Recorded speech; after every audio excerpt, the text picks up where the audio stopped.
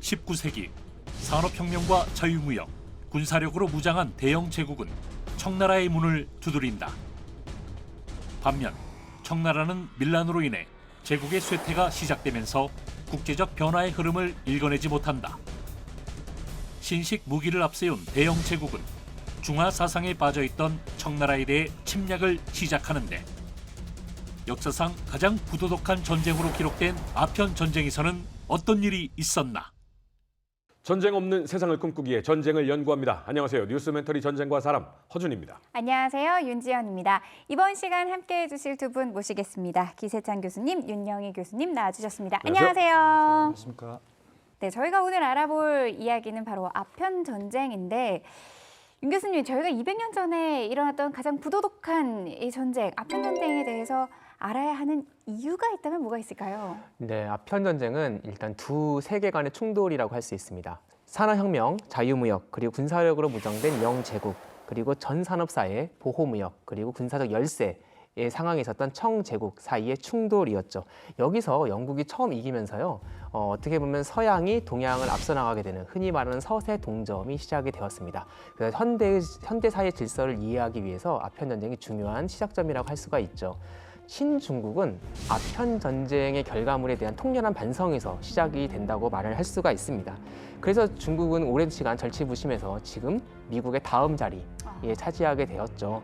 그래서 지금 중국이 옛날에와 달리, 옛날 영국이 그랬던 것처럼 새로운 국제 질서를 만들려고 합니다. 1대1로도 만들죠. 위안화를 국제 통화로 만들려고 하죠. 또 이제 뭐 아시아 개발은행 같은 것도 만들면서 영국이 했듯이 새로운 질서를 만들려고 하는데, 이것이 과연 성공할 것인가? 이거를 알기 위해서도 어떻게 보면 그 시작점이 아편 전쟁을 아는 것이 중요하다고 할 수 있을 것 같습니다. 그런데 이 둘이 어쩌다가 전쟁이 나게 됐는지 좀 자세하게 짚어주실까요? 네, 그래서 영국은 이제 산업혁명의 여파로 이제 해외 시장 진출이 되게 중요했습니다. 거기서 이제 중국 시장은 너무나 탐나는 그런 거대 시장이었던 것이죠. 방금 교수님께서 말씀하신 것처럼 중국은 이제 무역 수치로만 보면 아주 세계 1등이라 말을 해도 과언이 아니었습니다. 1820년 기준으로 중국 GDP가 약 2억 2,090억 달러인데요. 이게 퍼센트로 따지면 세계 GDP의 약 33% 정도였어요. 근데 이제 이때 영국을 포함한 유럽이 차지하는 GDP가 약 27% 정도로 우리가 추산을 하거든요. 특히 영국은 산업혁명 이후 면공업이 엄청나게 발전하는데, 한마디로 증기기관을 이용해서 대량 생산을 하게 되는데, 이 대량 생산 속도가 엄청났어요. 거의 비슷한 시기에, 그러니까 1700년대 후반에 그 인도에서 캘리코 장인이 면화 100파운드 무게의 면화를 실로 만들어내는데 5만 시간이 걸리거든요. 영국은 거의 동일한 시기에 증기기관을 장착한 뮬 방적기가 135시간 이걸 해냅니다. 생산 속도가 말도 못하게 빨라지고, 이게 뭘 말하냐면 그냥 대량 생산이 아니라 엄청난 대량 생산을 하는 나라가 되었잖아요. 시장을 확보하는 게 중요한데 중국은 인구가 4억이나 돼요. 그래서 정말 중국은 탐나는 시장이었던 것이죠. 이렇게 중요한 시장가에서 무역을 하게 되는데, 문제는 무역 적자가 영국이 너무 높았습니다. 그 이유는 우리가 많이 들어봤듯이 차 때문이었습니다. 근데 영국은 지금도 차 좋아해요. 또 이게 여성 사이에서 특히 유행을 했어요. 왜냐하면 당시 커피는 이미 유행하고 있었거든요. 근데 커피 하우스가 남성의 공간이었습니다. 거기서 모여서 이제 무역 정보도 서로 교환하고 약간 학사적인 그런 학문적인 얘기도 하고, 남성의 공간이었습니다. 그러니까 티는 여성의 음료에서 확 뜨는 거예요. 귀부인들 사이에 유행했고요. 또 이거가 기부인들 사이에 유행하니까 따라하고 싶은 거예요. 점차 차 소비가 중산층으로 갔다가 산업혁명기에 이르면은 이제 노동자의 음료가 됩니다. 왜냐하면 영국은 원래 물이 안 좋아요. 뭐 아시실지 모르겠지만 물 따라 보면은 막 그 뿌옇거든요. 석회질이 많고. 네. 그래서 맥주를 많이 마셨어요. 노동자들이 일을 하다 보면 목이 마르니까요. 근데 맥주는 알다시피 취하기도 하잖아요. 그런데 차는 티백 하나 넣으면은 몇 번을 우려 먹어요. 카페인도 있잖아요. 카페인도 있는데 몇 번 우려 먹으면 경제적이기도 해요. 그래서 되게 유행을 합니다. 차라는 게 엄청나게 소비가 많아서요. 그래서 당시에 이제 J.R. 워드라는 학자가 당시 영국 노동자들이 19세기 초에 수입의 10%는 차를 사는데 사용했다라고 얘기를 하고요. 그리고 1730년대에 대략 영국 전체 인구로 봤을 때 1년에 37잔 정도의 차를 마셨습니다. 1790년이 됐잖아요. 1년에 357잔을 마십니다. 네? 그럼 하루에 한 잔씩은 하루에 무조건 무조건 거의 마시는 네. 거죠. 산술적으로 계산을 해봤을 때. 그래서 차 수입이 엄청나게 증가를 해요. 그래서 1700년도에 약 40톤 정도 수입을 했는데 1790년대에 이르면 9,400여 톤까지 증가를 합니다. 꼭 수입을 해야 되나요? 영국 안에서는 그게 재배가 안 나요. 우리나라도 잘 보면 녹차가 보성 같은 네네, 남쪽 맞아요. 지방에서는 나잖아요. 네. 그래서 중국도 남쪽에서 나거든요. 네. 그래서 중국이 사실 그 당시는 이제 유일한 그런 수입국이었고요. 그래서 이걸 계산해 보고자 나중에 인도에서 차를 심어서 네네. 개발하죠. 그래서 아삼티 같은 게 그래서 나오는 거죠. 그건 약간 나중 일이고요. 그리고 1830년, 즉 이제 아편전쟁 직전에 가면은 13,600여 톤 정도의 차를 수입을 합니다. 와, 이거 근데 거의 마약 수준 아니에요? 그래서 이제 무역 수치로 들어가면은 당시 아시아 무역이 영국 무역의 한 20% 정도를 차지했어요. 유럽 무역의 40% 됐고요. 그러니까 네. 객관적으로 아시아 무역이 뭐 대단히 많지는 않았는데 그런데 이제 들어가 보면 아시아 무역에서만 다른 대륙 무역보다 적자가 2, 3배 더 높았어요. 2배, 3배 더 높았어요. 그리고 청에서 수입하는 물건 중 절반 정도가 뭐였냐면은 바로 차였어요. 그러니까 누가 차 때문에 무역 적자가 심해졌다는 걸 알 수 있죠. 그래서 이걸 개선해야겠다고 영국은 이제 생각을 하게 됐습니다. 근데 사실 산업혁명을 이룬 국가가 어마어마한 생산력을 가지고 이걸 수출을 하는데 차 수입했다고 적자가 두세 배 난다는 것도 참 신기하긴 한데 예, 요즘도 각 국가들 사이에서 관세 전쟁한다고 그러잖아요. 네, 네.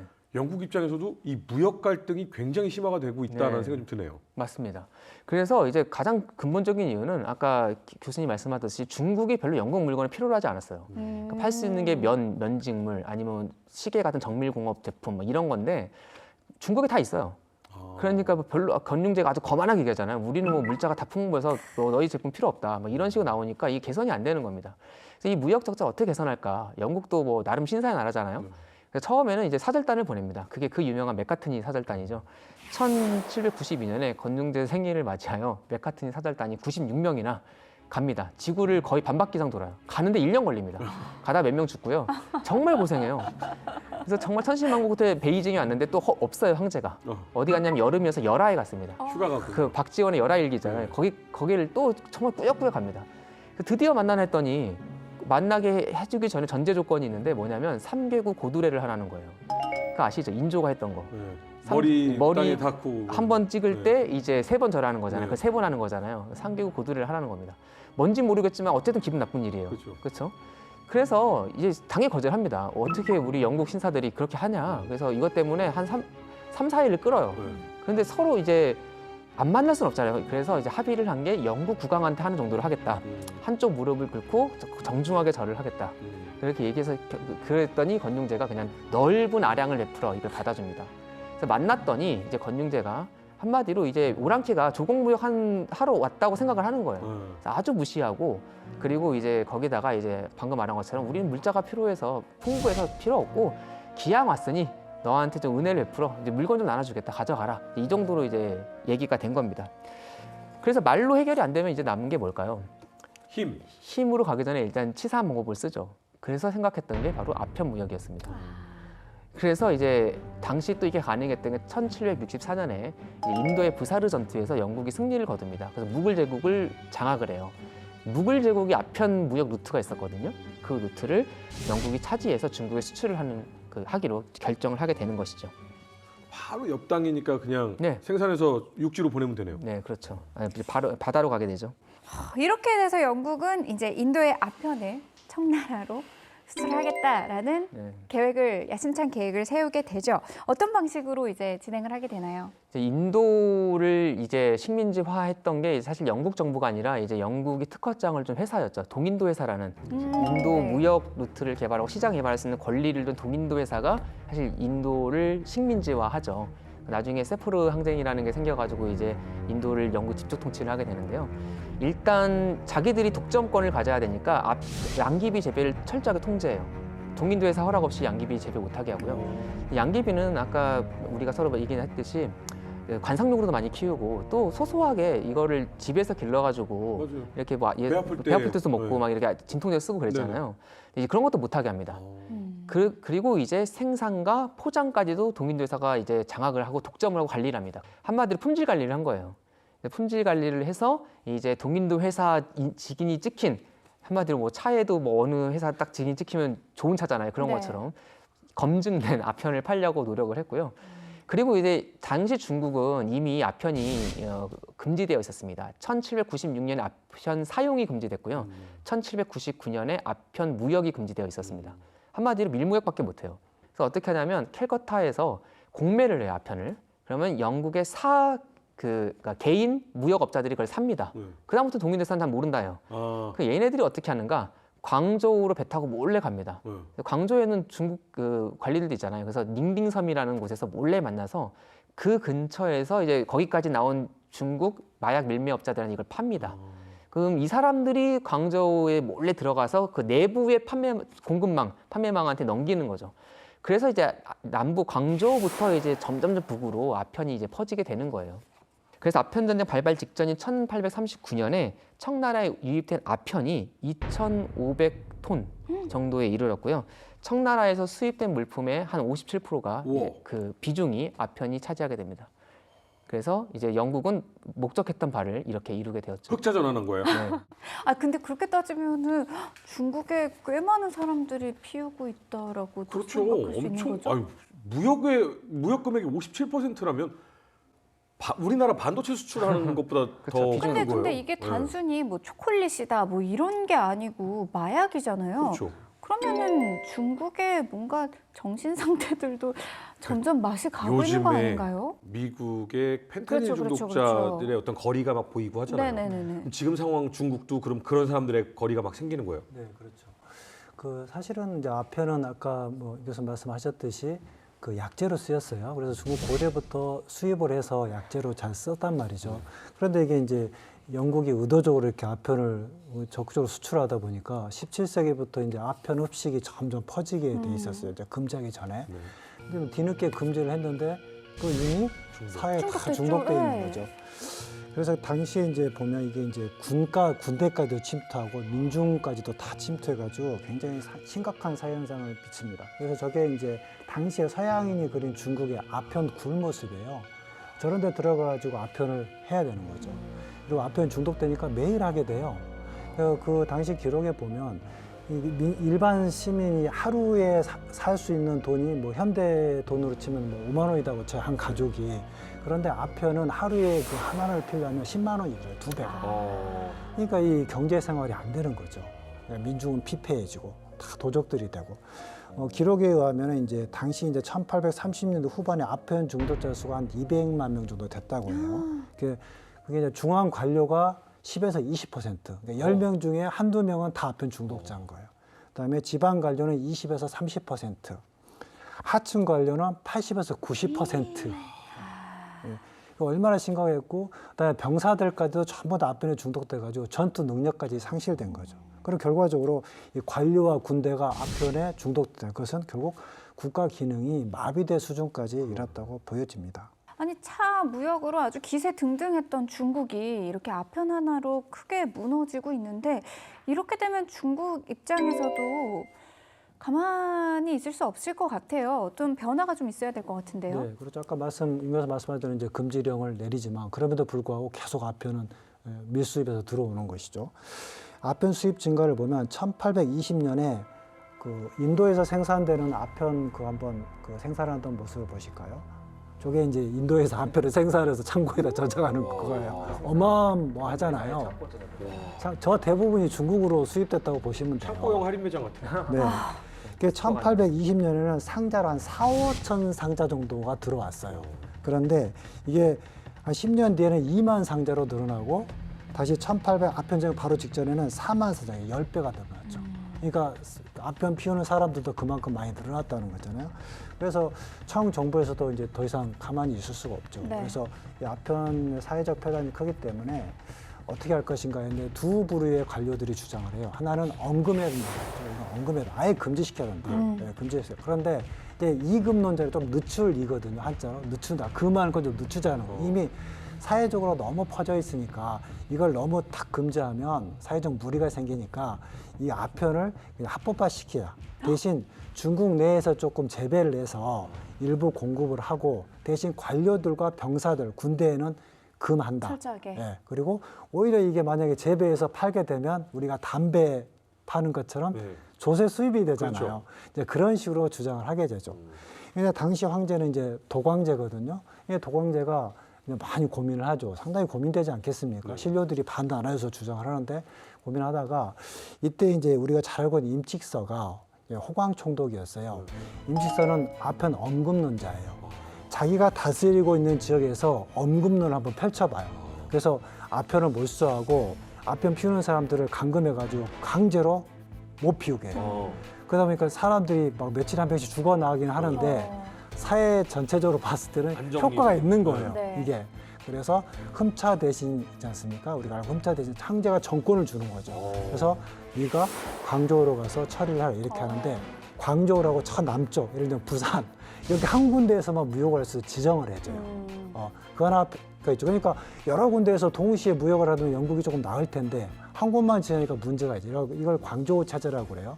또 한 가지는 무역을 하는데 중국에서는 무역 상인들을 종대했을까요? 멸시했을까요?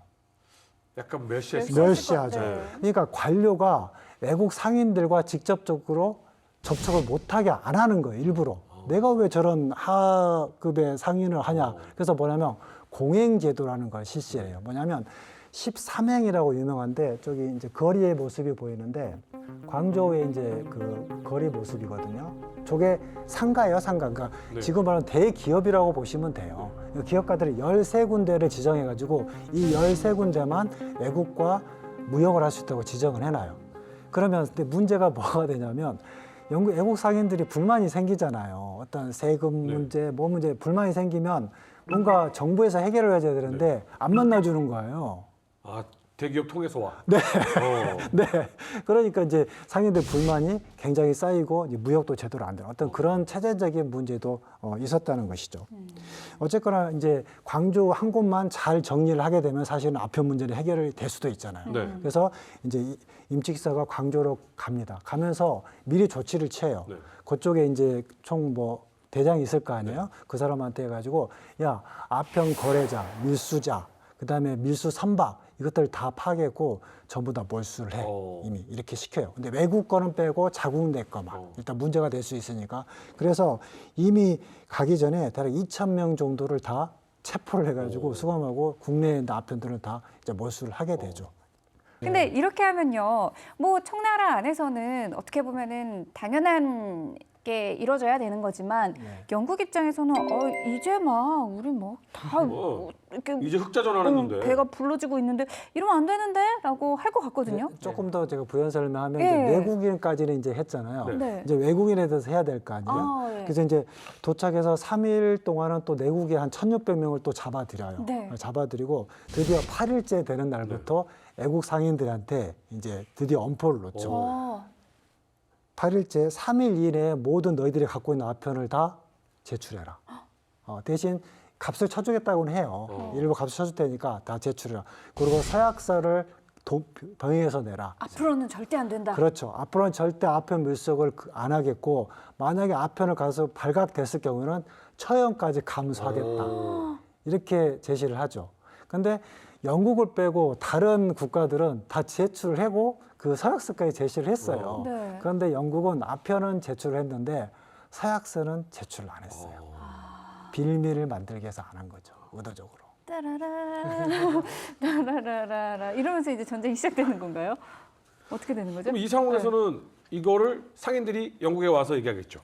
빅토리아 폐하 지금 이제 겨우 흑자 전환했는데 하면서 우리 좀 도와달라. 영국 정부에게 알릴 거 아닙니까? 영국은 세계 최초의 자본주의 국가잖아요. 공업국가가 됐고 거기서 자본주의까지 나가잖아요. 자본주의에서 가장 중요한 거는 재산권이죠. 네. 그러니까 이제 물론 되게 영국 중심적인 생각인데 어쨌든 자기들의 재산이라고 생각하는 거예요. 이걸 아무리 외국 정부라 하더라도 우리가 외국에서 장사를 한다 하더라도 그렇죠. 무역 금지까지는 참을 수 있어요. 그건 할 수 있는 거니까 영국도 하는 거니까 그렇다고 우리의 정당한 재산을 외국 정부가 우리나라 정부도 아니라 외국 정부 관리가 뺏을 수가 있는 것인가? 처음에는 이걸 차와 교환하자 그런데 그걸 거부합니다. 근데 나중에 결국 압수를 하거든요. 그래서 120만 킬로그램의 마약을 압수해가지고 아편을 압수해서 이 아편이 저는 잘 모르는데 이제 바닷물에 석회질, 뭐 소금기 이런 걸 합쳐지면 이게 성분이 없어진대요. 그래서 바다에서 23일간 이걸 뿌개서 없애버려요. 거기 있는 물고기들은 괜찮았을까 뭐 그런 생각이 들기도 진짜 하는데 환경오염 주범이네 주범이야. 물고기들이 배는 하나 아팠겠네요. 그 당시 영국의 무역 감독관이었던 찰스 엘리엇이라는 사람이 그래서 이제 결국 본국에 청나라가 영국의 사유 재산의 아편을 지금 뺏고 있기 때문에 우리의 재산을 보호하기 위해서 군사적인 개입이 필요하다라고 보고를 하게 됩니다.